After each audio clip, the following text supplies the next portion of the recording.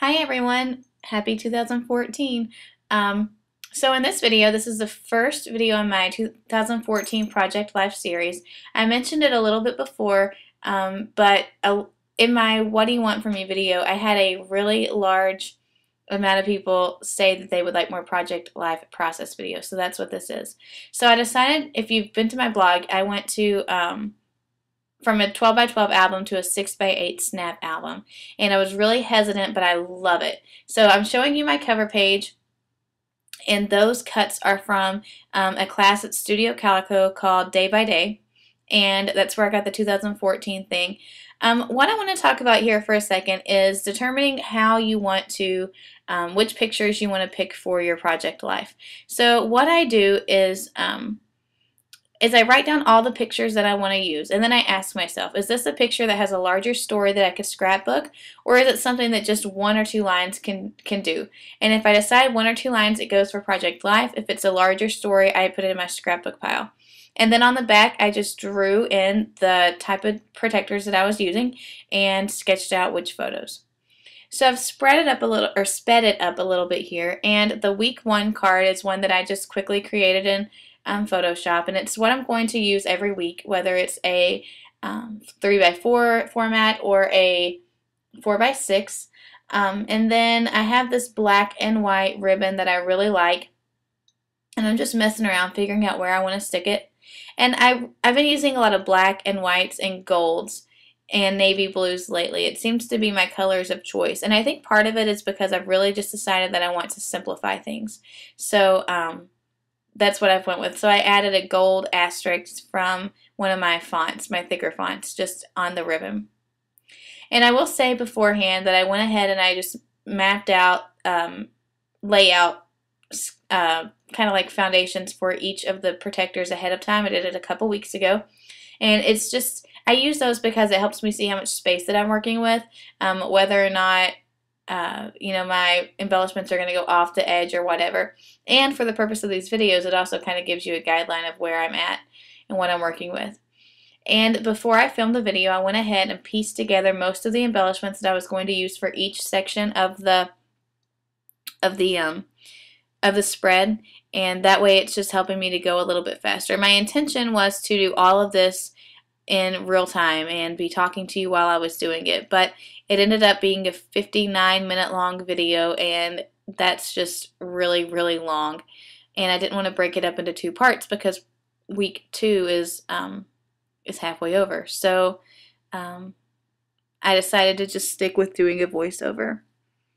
One thing that I always do while I'm doing Project Life is, this was done off film. I didn't do this. I didn't film myself doing it, but I always pick basically the cards that I'm going to use, and then these are all from the flea market mini kit by Maggie Holmes as well, but I pick those, and then I go through, I just grab a huge pile of embellishments. It's usually something that's already on my desk, or things that I've only got a few left of, or things that speak to me in a certain way, and I go through and I just start cutting out stickers or buttons or different elements that I know that I want to use on the spread.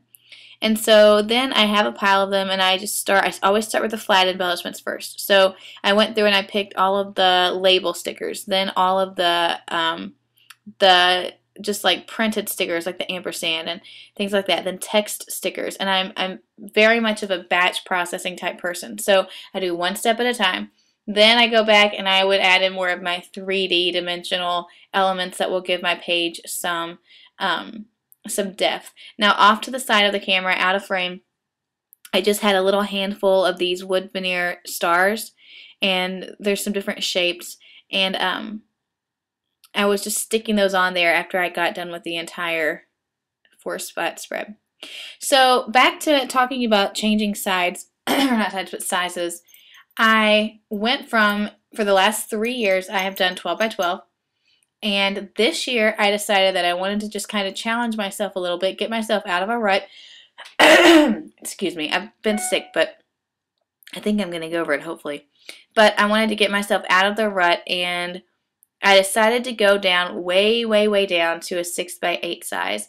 And I was really scared about it at first. I thought, what if I start this and then I don't like it as much or whatever. But oh my goodness, let me tell you, I love it. I don't know if it's just because it's so different, if it's because this is the first time that I've ever done something this small, because I'm not a huge mini book person. I do some sometimes, but I'm a much larger scaled scrapbooker. But this to me has allowed me to really bring project life back down to what it was supposed to be. Just one or two lines of journaling, telling small short stories that I can't fit into an entire layout like I mentioned before when I talked about doing my photos and deciding which ones were going to actually go into the album. It just made it more simple. And it gave me the freedom to do more fun things that I normally wouldn't do, like do some heat embossing on a journaling card of that little camera. And those stamps also came with the day-by-day class at Studio Calico. I'm not sure if you can still register for it or not, but feel free to head on over to their website and see. It's been really inspiring so far, and the stamp set's really cool. It's probably one of my favorite ones that I've ever received from them. But anyway, so I've just been able to kind of concise everything down, and instead of thinking like, oh my gosh, I have this photo, but then I have 3 paragraphs of journaling, where in the world am I going to put it? I've just kind of limited myself to this small, confined 6x8 size, and it's worked so well. And I was so afraid. I was thinking, how in the world am I gonna, fit all these photos that I want? But after I was able to pick them and I just resized a couple of them, I would say the photo picking and editing process was maybe 15 minutes. And there's 2 or 3 that I sized down to 2x3. Everything else was either 3x4, and I have a couple 4x6. So that's going to be probably the biggest challenge, is using more 3x4 photos. But just like with the handbook thing, there's so many more. There's a lot of different sizes, and I think I saw on their Instagram that Simple Stories is now doing I can't remember what it's called, but it's like an Instagram size type of protector. So I'll definitely be purchasing those to add in more to it. But there's the 4 3x4s. There's another one that I'm going to be using that's 1 4x6 and 2 3x4s. Then there's 2 4x6s, and then there's one that's just the 6x8 size. And I'm sure that there's more that I don't even know about. That's just the ones that I've got on hand right now. But for this week's spread, I ended up using just 2 page protectors, so it was 4 pages long, and it's 2 like this, and then 2 of the 2 3x4s and the 1 4x6. But so this has been a lot of information, and I haven't really talked much about what I've been doing, but you can see, even though I've sped this up, just having my supplies pulled together, it comes together pretty quickly. And there's another one of those 2x3 photos. And I did those photos where I had a little bit more that I wanted to say that I knew I couldn't get through in just a few lines or phrases, and I stuck those on there. That's not the case with this one, but in the other one it was. I'm just doing a lot of layering, used a lot of supplies for this. I like sticking those circles behind because it gives kind of a grounded effect, and I could still fit a couple words on there if I wanted to. For this one, I actually used just a piece of cardstock for the journaling, and I think I wrote FaceTime or something. I'm not even sure what I wrote. And then I just cut it out and stuck it down at the bottom. I think that's what I'm trying to decide right now. Yeah. I would say for this video I had 90% of the supplies already pulled, and then as I started placing them and actually adhering them down to the things, I decided that I needed just a little bit more. So like that yellow button I didn't have pulled out yet, but I pulled it out just from something that was laying on the side of my desk. I thought about adding that paper clip there, but I didn't really like it either. So now I'm just going back and I'm grabbing some more of those wood veneer elements and sticking those on there. And then as I get finished with each one, I'm just going ahead and sticking it right down into my into the pocket page that it fits into, which is what I'm doing now. And earlier you saw me put that brad in there, and I just, very easily used a paper piercer. And the oh my goodness, I stuck it on white cardstock because it was just too transparent against the photo, and the colors in the photo didn't really match, and it didn't have the look that I was going for. Alright, so this is one of those the two 3x4 pockets with the one 4x6, and I picked this specifically to just kind of give you guys an idea of something that you can do. That photo up at the top, which you can't see because I didn't realize, there you go, is one of my favorite photos from the year so far, and I know there's only 8 days left, but I love it. They put Eleanor up on top of Adeline's car, and Landon was pushing them, and I just thought it was like crazy cute. So I didn't want to do a whole lot of embellishing because the photo took up a lot of, the actual part of the photo took up most of the size. And so I didn't want to lose that. But that sticker says, this is what fun looks like, and I thought that was really cute. And then over here I just have a simple journaling card. I added some more of the the black ribbon to tie it into the other side. I took the picture out of frame up at the top because Landon was actually sitting next to me watching Fringe, I think, and he asked if he could see the picture, so that's why I took it off. But it kind of worked out because I decided after I thought about it I wanted to change the order. And the journaling's just talking about how for the last several years, really since we've lived in Ohio, my parents have came up from Kentucky for New Year's. We go down there for Christmas and they came up for New Year's. And it's just kind of been a nice tradition to have one of our family traditions done at our home. So this next thing is pretty cool. This is a photo of my parents. This isn't the cool, I mean, my parents are cool, but this isn't what I'm talking about. And I just stuck a journaling tag on there, and then this I love you more sticker. Very, very simple embellishments. There wasn't much to say because I had already done it in the journaling card above it. And then this flare badge. And the thing that I thought this really neat that I wanted to show you, I used to use them before whenever I first started Project Life, but there are these things that you can buy called, and of course I'm not going to be able to see it right now because I haven't pulled them out yet. I think they're called flip pockets or something, but basically you can adhere them down. So I also had this other 4x6 photo that I wanted to use, and it was just using the timer thing on my phone, us sitting around waiting for 2014, you know, waiting for the ball to fall or whatever. And excuse me, I took some contact paper that I had ordered, and I cut out using my silhouette the word hello. And I have no idea what I'm doing right now. I'm not sure why. There we go. Oh, I was looking for the journaling. I wanted to use gold thickers, and I didn't have a 0 in one and then a 1 in another, so I ended up going with these, and I like them a lot. I think they're cool how they turned out. But I used the gold contact paper, and I just cut out the word hello and used it as a title.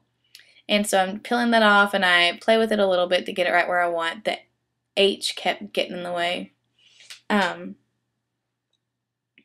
But I get that down, and then that's where I left that. So flip pockets, yeah, I was right. So what you do is you just line it up, and the directions are on the back. They're very cheap. I mean, they're very inexpensive. I have several packs of them because, like I said, I used to use them all the time. But you stick one photo down, and then I had already pre-written journaling on this card from the same collection as I mentioned before, and it's just things about the four of us and what we are like at the beginning of the year. And then you stick them, I adhere them together so they wouldn't move around. You place it in the pocket, and then you crease along the top, and then you just stick the whole pocket, and you line it up along the one that was already down, so that waiting for midnight with my parents and the Christmas tree. And it takes me a minute to kind of get it lined up. There's my head. And for some reason, I've never had this problem before, but it wasn't sticking very well. So I play with that a little bit, but then you can see how it just flips up, and I have this whole interactive element that's a different photo, and I have, you know, the two 4x6s and then just some hidden journaling. And then I just stapled that tag there to let people know that they can pull it up if they're looking through the album. And, you know, the nice thing about this is since it's on top of the page protector, it's not something where it's a hidden element and you have to pull the photo out and then flip it up. And so it eliminates some of that wear and tear from, you know, flipping, having to pull things out. Some of the worst mistakes that I've made so far with scrapbooking, not that necessarily, I shouldn't say that they were mistakes, but ideas that I had were in Adeline's baby book where I had several interactive elements, but they were on the page. So anytime that I want to, like one of them was a, I don't know, it was almost like a portfolio, Rolodex type thing where there were several pictures and several layers, but you always have to pull out the entire page from the protector to flip through and see those other photos. And I wish that I would have done something more on top of the protector so that I kind of am eliminating the hands-on of the page, because the oils on your hands and stuff just can cause a lot of problems. So that's something to think about. But I would really recommend buying those things. I'll try to find them on Amazon and link them down below and in my blog post because they're super cool. I love them. And I have that gold glitter tape that took forever to peel the backing off of. And I just love it though, so that's why I continue to use it. And this is Adeline. Her hair is getting longer, and I pulled it into pigtails, and I didn't even think about the fact she was wearing overalls and that little striped shirt. But when she took her jacket off, because I got her ready really fast, and she like walked around the corner, she was in the nursery at church, and I saw her, it was one of those like giddy mom moments when you're like, oh my gosh, kid, you are so stinking cute. So I took that picture, and it was a very quick photo. I'm so happy that it turned out as good as it did. And then she started walking down the hallway with her little vacuum cleaner, because it was cleanup day at church, a church-wide thing, and she was using that. And so I took that other photo, and it just says like, this is awesome, you make my heart sing, just some different sticker things. Now that stamp is from one of my stamps that I have for sale in my shop, and the story behind the stamp is that sometimes things are happening in life and we just pass them off as just ordinary things. But several times I've said to myself, you know, just watch what's happening, watch what's going on around you, because these are the things that you're going to forget. Adeline's sitting at her little table with her eggs that she loves and her placemat that she got so excited about and her sippy cup. 10 years from now, I am not going to see the same Adeline sitting at the same table. And, you know, this was life. It's not a perfect photo. Abby's trying to steal her food, which is an ongoing battle that we have, and she wasn't even looking at me. She probably didn't even realize that I was taking the picture. But that is what life is.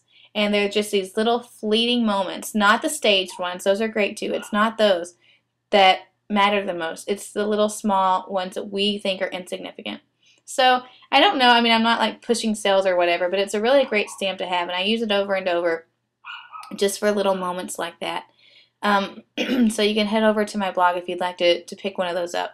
But you know, I'm going back in, and I use those wood veneers as kind of the last element on the page. And then I'm just sticking these photos down in there. And then I went back and kind of, I noticed that flip pocket was coming up a little bit, and so I actually used my stapler and just stapled it down just to kind of give it some more stability. I've never had that problem, so I don't know if it's because I hadn't used them for a while or whatever, but alright, so here I'm just going to quickly, I'm back in real time, and I'm just going to flip through the pages so you can see how it turned out. It's super cute. I love the compact little size, and I'm loving how it's turned out. So something to consider. All right, well, you guys have a great week. On to week 2. Bye, everybody.